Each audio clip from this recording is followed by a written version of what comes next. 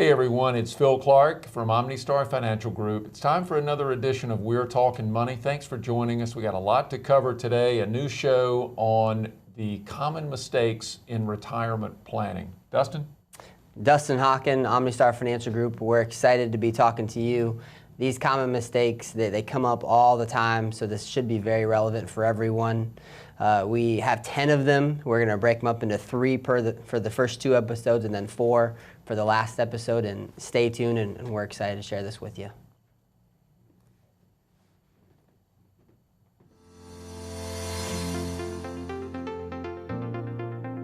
Wealth can be measured in many ways. As it grows, life can quickly become complex, creating the need for more focused planning. Welcome to We're Talking Money with OmniStar Financial Group. OmniStar has been helping clients achieve financial success for more than 20 years in a client-centric and stress-free environment. With a reputation built on a long track record of working with people who want to grow and protect their assets, OmniStar illuminates the blind spots and provides actionable strategies to help you achieve what's most important. This is where you can count on straightforward and unbiased advice from a team of professionals that are passionate about your success. All right, Dustin, we've got a great show. As we said in the pre-show, we're talking about common mistakes in retirement planning. I think that, there's more than 10. We're going to talk about 10 that we hear a lot. And so this is feedback from clients that we've worked with for years. These are common things, but it's amazing to me, Dustin, they get overlooked. And sometimes these really, in a lot of cases, they're simple things. They get overlooked and they can cause major, major problems. And you typically figure it out when you're close to retirement. It's too late to fix it. So we got a lot to cover today. Educational, for sure, but these things are easy to overcome. If you're not sure how to do it, we're here to help. Absolutely. And keep in mind, these aren't in order, so number 1 isn't the most common. And some of them are very simple, but some of them you have to think about a little bit too. And if you were just on the outside looking in, you may not realize that you are making a mistake until you really get down deep, start peeling back the layers, start crunching the numbers. Our number 1 common mistake for retirement planning is to not save for retirement ahead of saving for children's education. And it's very common. It happens more times than you would think. And as you think about it, it does make sense why it is so common, because you want to do something for your children. You want to set them up. Me personally, I had to take out student loans. I didn't have a lot of help, and I tell people all the time, it would have been so great to have some help. To have anything there is really powerful. And I think sometimes people get in their own way because they have this goal of saving for college, and they want to, it's full ride or nothing. I got to save $30,000, $40,000, $50,000 per year for 4 years. If I can't do that, then I don't feel like I'm helping out. And I always just say, look, anything that you can do is going to be helpful, because you don't want to delay your own retirement savings for your education planning. It's a great point. And I suppose if we, to use your term, peel back the layers, if we look at it, if we peel back a few of those layers, why is it that people get so caught up in planning for their child's education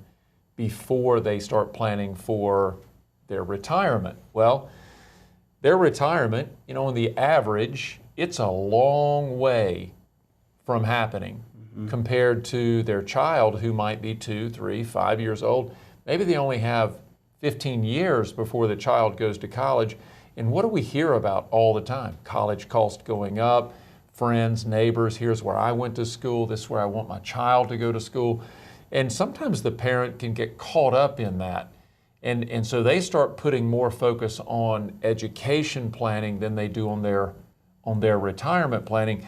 And a lot of that is because they have this idea or this notion that they don't want their kids to have any debt when they finish school. I don't want my kids to be at a disadvantage when they come out of school. That's a noble way to think. It's a wonderful way to think. It'd be great if every parent could do that. But the fact is, your kids are going to be educated. They can go to work, and if they have to, they can pay for those college debts if there happens to be some. What a parent should never do is save for college without some kind of planning and saving for your retirement. Because as you miss those years of savings, you get further and further behind. And as you do, it's really, really hard to catch up. Most people don't have the wherewithal to catch it up. So I think a lot of it's because it's so far away.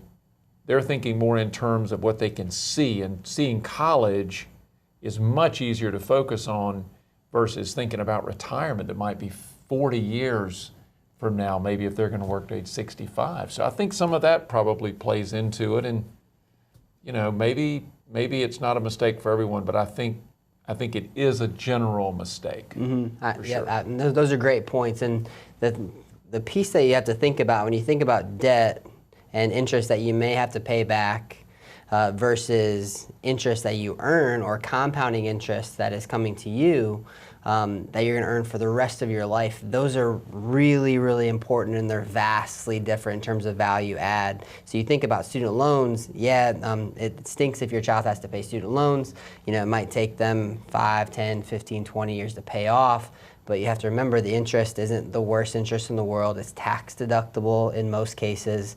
And then after that 20-year period, let's say, then that interest is gone. Whereas if you're saving for retirement and you start putting those dollars to work, that interest is going to compound for the rest of your life. So it's not just 20 years, it's 30 years, 40 years, 50 years, 60 years. So it's very, very different in terms of interest working for you and then interest working against you. You know, last thing I'll say about that, such a great point. Don't forget to save for your own retirement. Don't let planning for college get in the way of that. And if for no other reason, remember mortality rates continue to lengthen, to expand. People are living longer, retirement assets have to last longer, and the need is growing.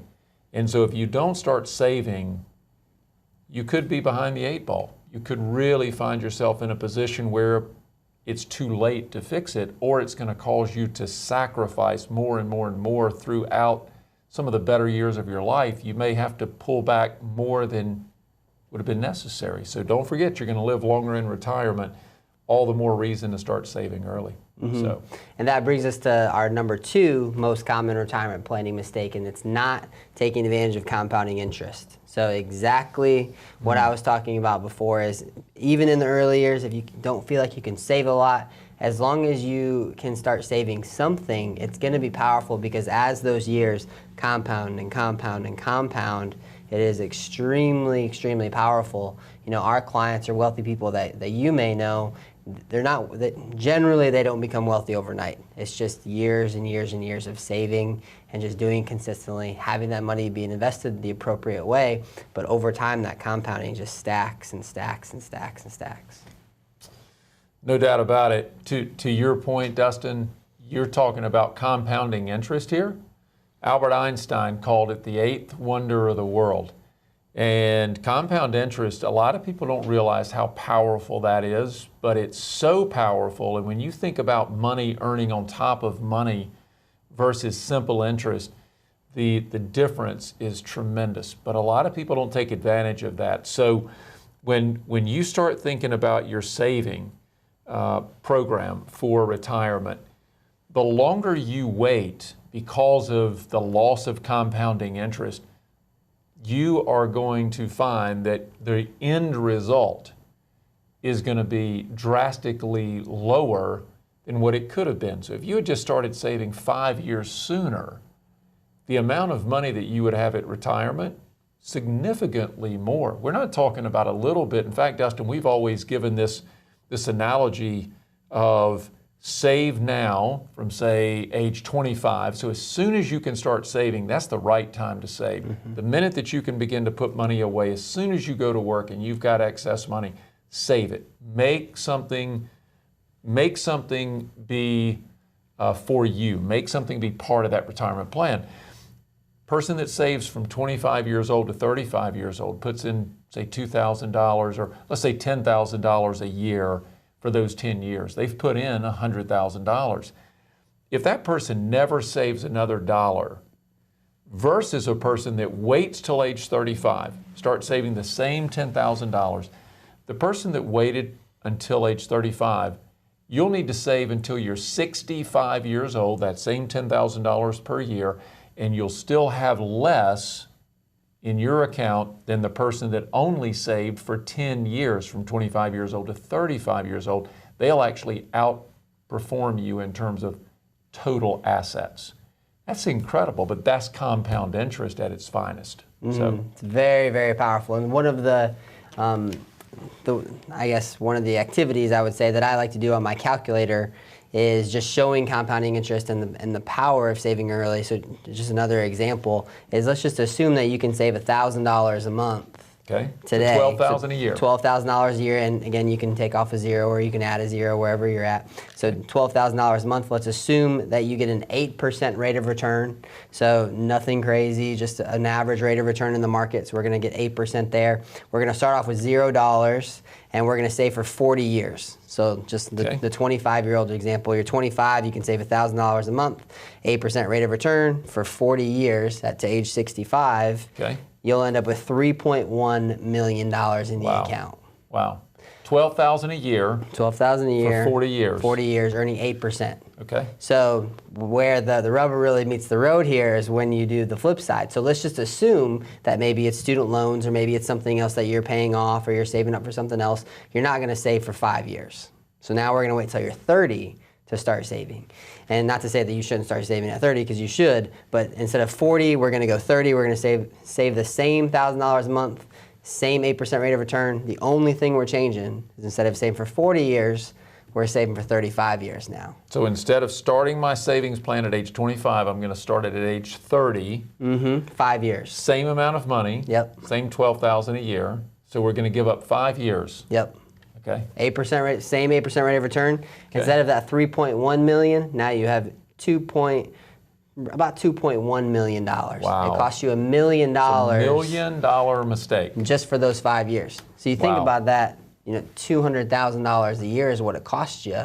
Yeah. So the example I always use is, I don't know how much interest you may be paying if you're trying to pay down debt before you start saving, but I can promise you it's not going to be $200,000 a year worth. Folks, that's a lot of money. So keep in mind, if you are delaying your retirement planning, or you're delaying your savings towards retirement planning, don't delay anymore. Compound interest is so important, so important. Delivers a tremendous advantage. If you're not using it or taking advantage of it now, shame on you. Get started. You're going to need it.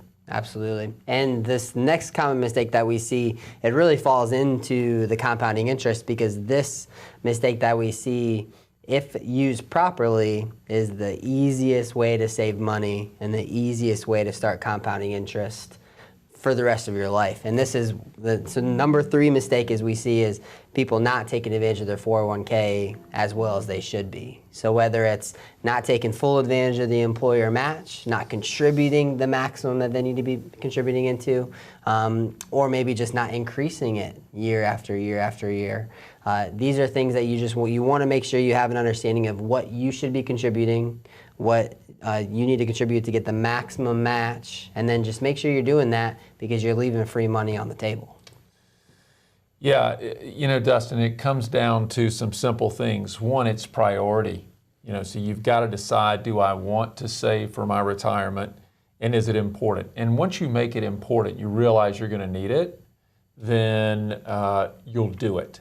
And so I'd like to just remind everybody, one, if your employer has a 401k, to Dustin's point, it's free money. So if they're going to give you a match, why would you do anything except put money in that plan so you can get the match, number one? That is free money. That's in addition to what your employer's paying you in compensation or benefits.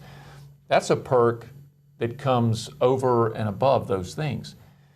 Here's the other thing that I often say to people when we're in enrollment meetings, when we're in a workplace talking to employees. It's, where can you find 100% rate of return on your money overnight? Where can you do that? And the fact of the matter is, you can't. There's no investment that pays 100% immediately. If your employer is giving you a 100% match, that's a 100% return on your money before we talk about what you can earn in the markets. So don't underestimate the power of that to double your money literally in the blink of an eye. That should make everyone listening check their 401k. Make sure you're getting every bit of what the employer is willing to give you. Don't miss that money. It's free. Don't miss it.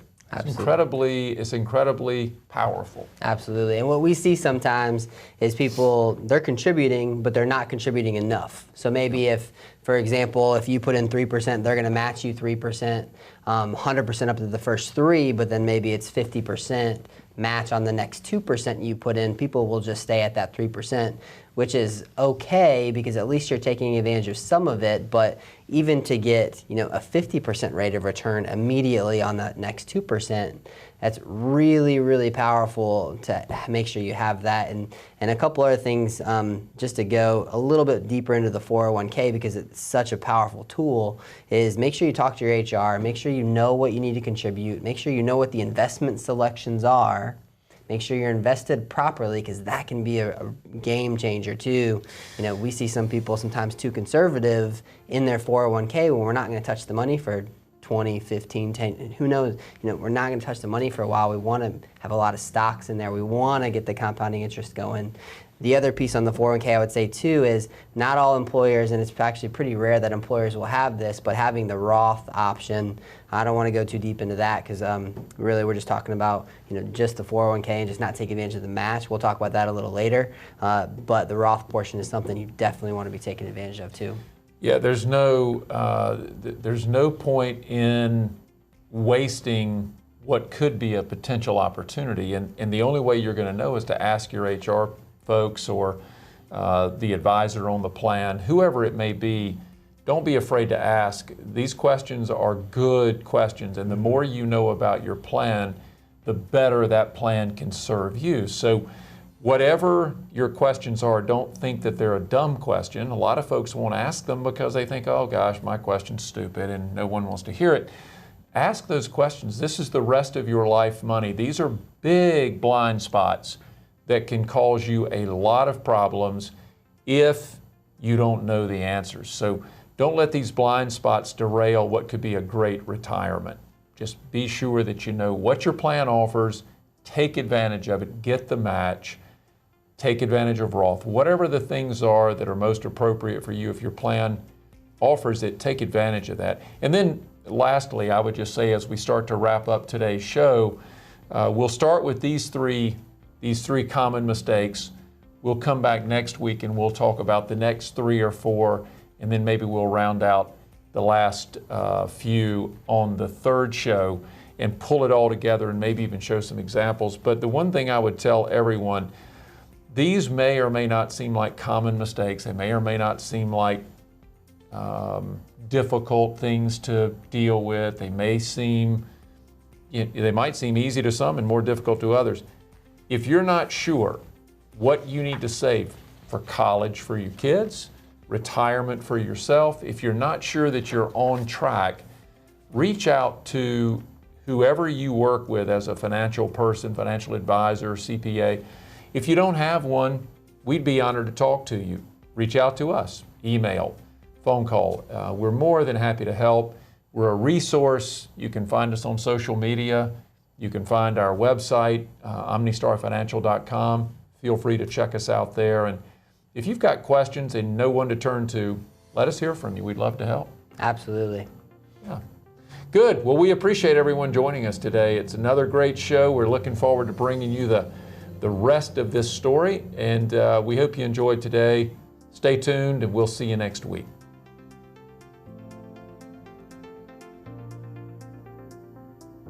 Thanks for joining us on We're Talking Money. Be sure to visit us at omnistarfinancial.com, where you can learn more about how we provide value to our clients. Subscribe to the show and our newsletters, and drop us a line with topic suggestions for upcoming shows. If you enjoyed the show, we would appreciate you passing it on to a friend and providing a rating on iTunes. This podcast is a publication of OmniStar Financial Group. The content is developed from sources believed to be reliable and accurate with all information. The information in this material is not intended as tax or legal advice and may not be used for the purpose of avoiding any federal tax penalties. Please consult legal or tax professionals for specific information regarding your individual situation. The opinions expressed and material provided are for general information and should not be considered a solicitation for the purchase or sale of any security or service provided by OmniStar. All expressions of opinion reflect that of the authors and are subject to change. Any distribution, use, or copying of this podcast, other than the intended recipients, is prohibited.